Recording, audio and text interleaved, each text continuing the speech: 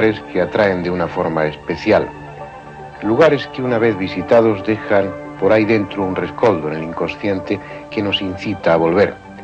Puede que sea por su ambiente, por el sonido que los envuelve, o tal vez porque siempre queda algo por descubrir de esos lugares. Palenque es uno de ellos.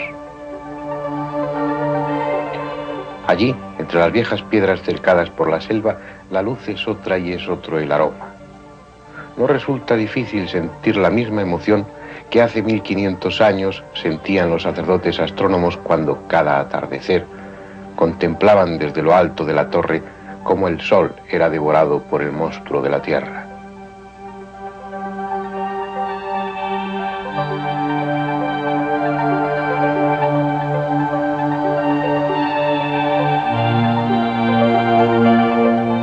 Ya habíamos estado en Palenque, pero quedó algo por hacer.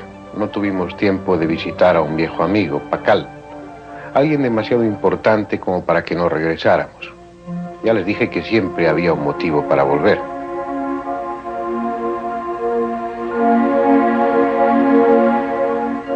Tal vez sea esta la construcción más importante de Palenque, una pirámide de gradas llamada el Templo de las Inscripciones.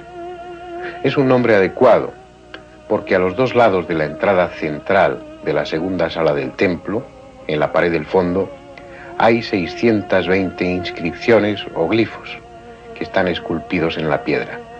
Únicamente en Copán existen unas inscripciones agrupadas más extensas.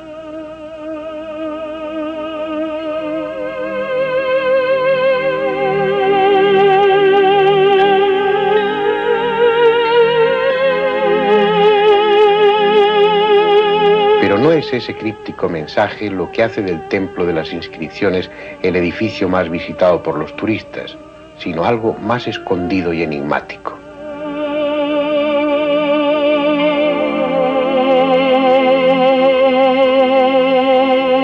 Un día del año 1949, Alberto Ruz, director entonces de las excavaciones en este yacimiento arqueológico, descubrió aquí, en el suelo del vestíbulo, que una de las losas tenía 12 manchas circulares dispuestas simétricamente. Dedujo que podía tratarse de tacos de piedra que tapaban orificios practicados en la losa. Y así era, lo que llevaba a otra deducción. Probablemente esos agujeros habían servido para pasar por ellos sogas con las que levantar la losa. Y eso era tanto como decir que bajo esa losa había otra sala o un pasadizo descendente. Los tacos de piedra fueron retirados con cuidado y la losa levantada. Y allí, confirmando las esperanzas del arqueólogo, unos escalones señalaban un camino hacia la profundidad de la pirámide. La escalera estaba tapada por escombro y Alberto Ruz no terminó de despejarla hasta un par de años después. Cada escalón que iba quedando al descubierto significaba un paso más en dirección al hallazgo de algo que cada vez se intuía más importante. Por fin, en mayo de 1952, pudieron caminar por un corto corredor que terminaba en un muro de piedra. Despejado ese obstáculo, penetraron en una cámara que a la luz de las linternas mostró un aspecto bien distinto al que ahora tiene. Del techo colgaban estalactitas producidas por siglos de filtraciones y en el suelo yacían 6 esqueletos teñidos de color rojo, los restos de 6 adolescentes sacrificados, 5 varones y una hembra, que por su deformación craneana y las incrustaciones en los dientes habían pertenecido a la nobleza maya. ¿Por qué ese sacrificio? Tal vez la respuesta estaba tras una losa vertical de forma triangular que había en una pared al fondo de la cámara. Era preciso apartarla, y el 15 de junio de 1952, Alberto Ruz consiguió desplazarla y entrar en otra cámara, y al mismo tiempo en la historia de la arqueología. Se trataba de una sala rectangular de unos 9 metros de larga por 4 de ancha, con el techo terminado en bóveda a casi 7 metros de altura. 9 personajes pintados sobre el estuco de la pared montaban guardia desde hacía 1300 años, protegiendo el sueño de alguien que descansaba bajo una losa labrada de 5 toneladas. Una tumba. Hasta ese momento los arqueólogos habían afirmado rotundamente que, a diferencia de las egipcias, las pirámides mexicanas no tenían dentro tumbas. Se habían equivocado. El templo de las inscripciones de Palenque sí tenía una tumba. Y la pesada losa que la cubría parecía ofrecer en sus bajorrelieves un retrato del personaje que estaba debajo. Un hombre en insólita postura, rodeado de extraños y abigarrados símbolos. Un hombre que, curiosamente, daba la impresión de estar pilotando una pequeña nave, un vehículo que recuerda a los cohetes espaciales. Parece una idea absurda, y tal vez lo sea, pero son varios los detalles que contribuyen a esa impresión, además de su postura. Las manos parecen estar manejando delicadamente unos controles. La cabeza descansa en un soporte, como corresponde a alguien que ha de sufrir grandes aceleraciones. Las piernas y los pies tienen una actitud dinámica, como si participaran en el control de la nave. El rostro está decididamente orientado a lo que sería la proa del vehículo, con la mirada atenta. Incluso junto a su nariz hay algo que recuerda a un micrófono o un aparato para respirar. Delante del hombre no faltan lo que parecen piezas mecánicas idealizadas y tubos articulados. Incluso la proa misma de la supuesta nave está rematada por el quetzal, el ave solar, símbolo de lo cósmico. Además, tras el hipotético astronauta, formando parte de su asiento, un mascarón que algunos identifican con el mascarón solar, es decir, energía, fuerza, que por si fuera poco, parece dejar escapar un chorro de llamas como correspondería a un cohete.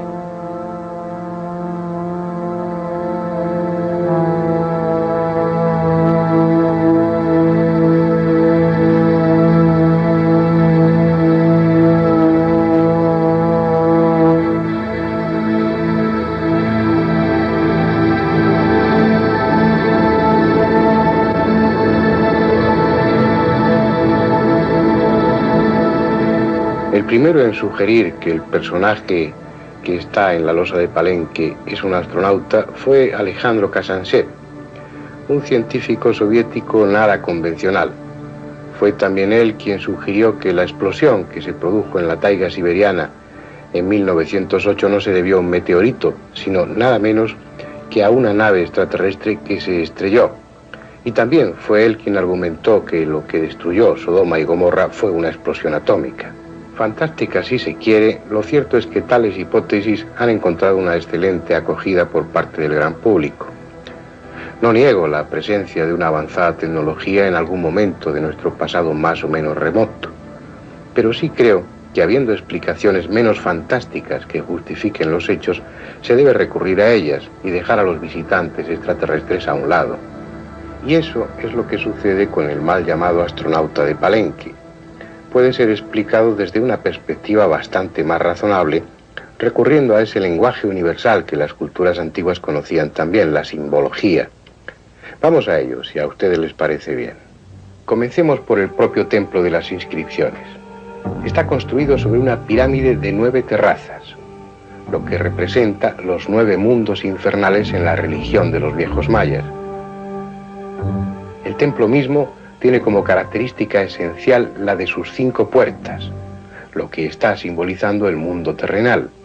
Entre los mayas, el 5 se identificaba con la tierra y con el glifo Tun, que es la estilización del monstruo de la tierra. Así pues, el templo es la tierra de los vivos, que se apoya sobre el inframundo.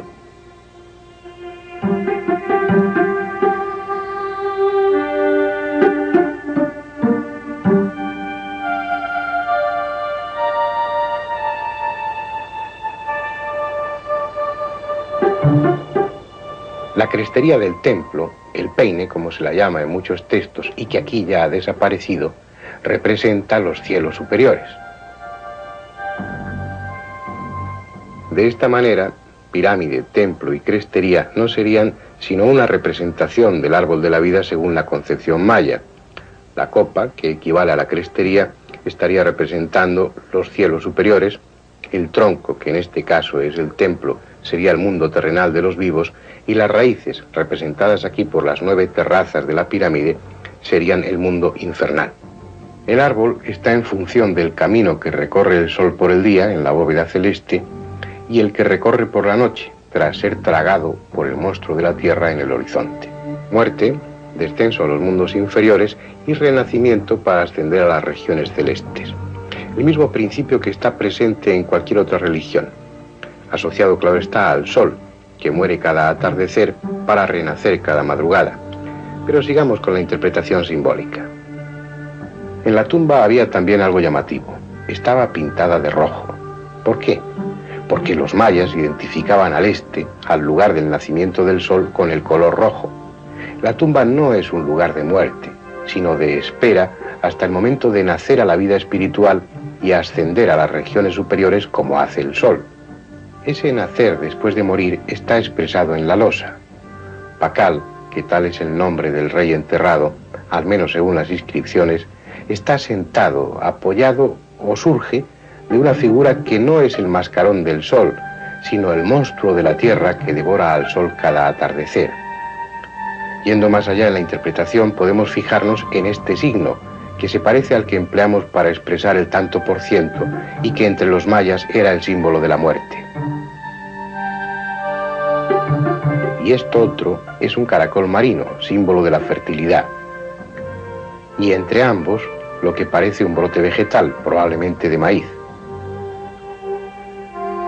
En ese compendio de simbología que es la losa de Palenque, la tierra desempeña la misma función que en cualquier otra cosmogonía: acoger la muerte y generar la vida. En la muerte está la semilla de la vida, y en el hombre esa semilla que ha de fructificar es el espíritu, el alma, que después de permanecer dentro de la tierra nace a una nueva vida, igual que cualquier planta. Para los mayas, la planta que mejor se ajustaba a ese ciclo de muerte, tierra, nacimiento, es el maíz, su principal alimento. Por eso el maíz aparece asociado con frecuencia al simbolismo muerte-resurrección. Luego lo veremos más claramente. Pero ahora sigamos con el supuesto astronauta y su supuesta nave. Parte fundamental en el bajorrelieve es esa estructura que Pacal tiene delante, o mejor dicho arriba, si se mira la losa como debe mirarse. Lo que para algunos es el motor del vehículo, no es en realidad otra cosa que el árbol de la vida de los mayas, la cruz maya. Una cruz que en Palenque aparece representada profusamente. Este es el templo llamado precisamente así, el Templo de la Cruz. En su santuario, flanqueada por dos figuras, está otra representación de la cruz similar a la de la losa. Como aquella, se asienta sobre el monstruo de la tierra, y también como aquella, está rematada por el pájaro quetzal, el símbolo celeste. Hay otro templo en Palenque que también guarda una cruz. Le llaman el Templo de la Cruz Frondosa. En su santuario hay otra cruz maya, en este caso foliada, formada por largas hojas de maíz, asociando así la cruz a la vida, como una manifestación clara de la cruz como árbol de la vida.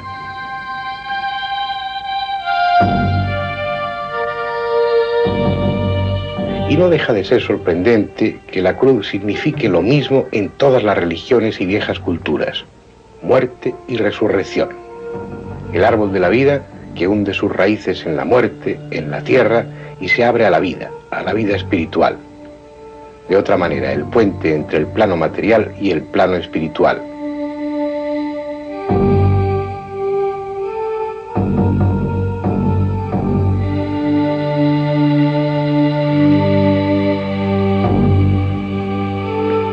Con los cuatro brazos iguales es un símbolo solar, el equivalente a los 4 puntos cardinales definidos por el sol.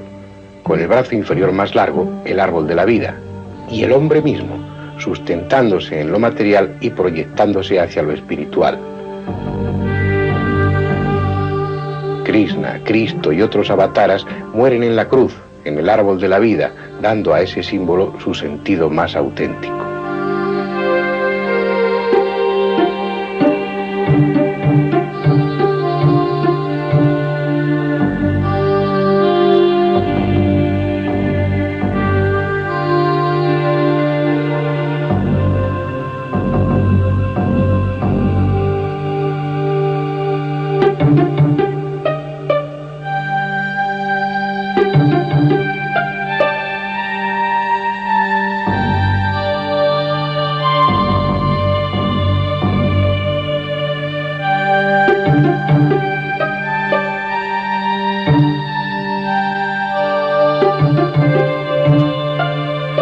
Así pues, la losa de Palenque está escrita con el más universal de los lenguajes, el simbolismo, y con un contenido trascendente, puesto que se trata de una tumba.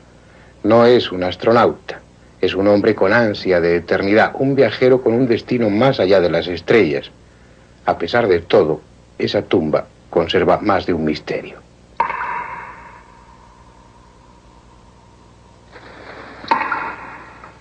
El principal de ellos es el personaje mismo que yacía bajo la losa, supuestamente un rey de Palenque llamado Pacal, palabra que en maya significa escudo.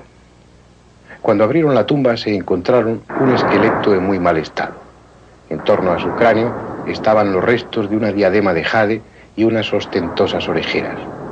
Lo que había sido su rostro estaba cubierto por una máscara de jade ya deshecha con pupilas de obsidiana. Llevaba también un pectoral, collares de jade, un brazalete en cada muñeca y anillos de jade en cada dedo de las manos. Había además algunas pequeñas piezas de jade propias de un ajuar funerario. Todo parecía aparentemente normal. Sin embargo, había algunos detalles que no encajaban como debieran. Uno de ellos, la edad. Según las inscripciones, el personaje nació en el 603 y reinó del 615 al 683, es decir, murió a la edad de 80 años. En cambio, el estudio anatómico forense del esqueleto determinó que éste pertenecía a un hombre de 40 a 45 años.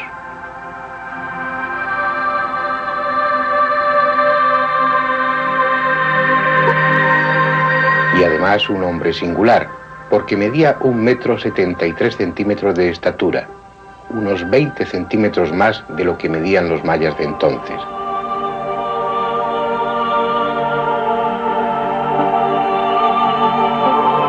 Su cráneo, destrozado por el paso del tiempo, no mostraba signos de deformación, no sufrió ese aplastamiento antero-posterior propio de la nobleza maya, tampoco tenía las deformaciones e incrustaciones dentarias a las que se sometían los personajes de la aristocracia.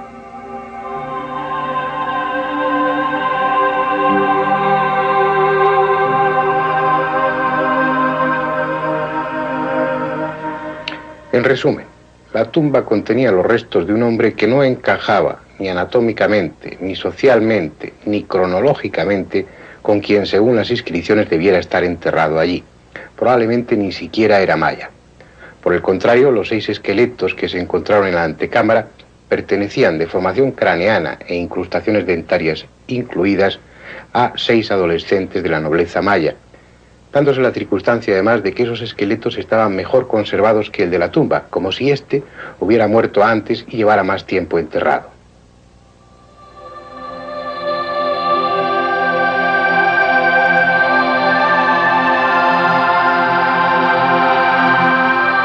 Por el tamaño de la losa, mucho mayor que el del pasadizo descendente, y por otros detalles, es evidente que primero fue hecha la tumba y luego sobre ella se edificó la pirámide.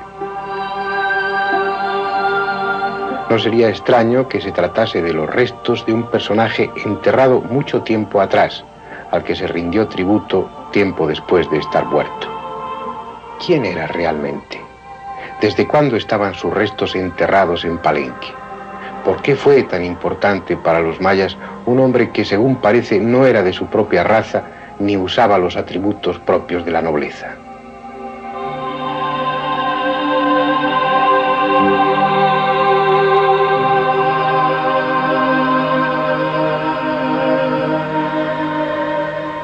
No lo sé, y creo que nadie tendrá ya la respuesta. Tal vez uno de esos míticos dioses maestros del pasado, venidos nadie sabe de dónde, quizá de las estrellas, como aseguran algunos. ¿Quién sabe?